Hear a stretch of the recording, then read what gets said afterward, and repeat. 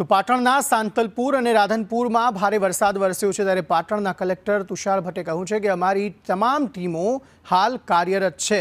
21 જેટલા ફસાયેલા લોકોને બચાવવામાં આવ્યા છે। એસડીઆરએફની ટીમો પણ સ્ટેન્ડ બાય કરાઈ છે।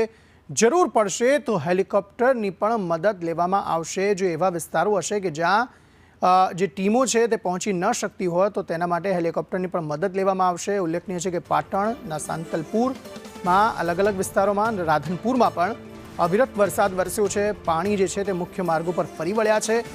એવા ઘણા વિસ્તારો છે કે જ્યાં લોકો ફસાયેલા છે। આવા 21 જેટલા જે ફસાયેલા લોકો હતા તેમનું રેસ્ક્યુ કરવામાં આવ્યું છે।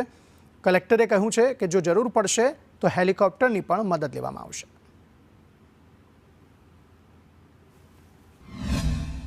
બધા જ અધિકારીઓ રેડ એલર્ટ ઉપર છે અને સાતલપુરના ગામોની અંદર જ્યાં જ્યાં બચાવ કામગીરી કરવાની જરૂરિયાત હતી ત્યાંથી લોકોને લગભગ 21 જેટલા લોકોને ત્યાંથી બચાવવામાં આવેલા છે। અન્ય 2 ગામોએ પણ અત્યારે વહુવા અને બકુતરા ખાતે પણ બચાવ કામગીરી પ્રગતિમાં છે। એસડીઆરએફની ટીમને મહેસાણાથી અત્યારે બોલાવવામાં આવી છે।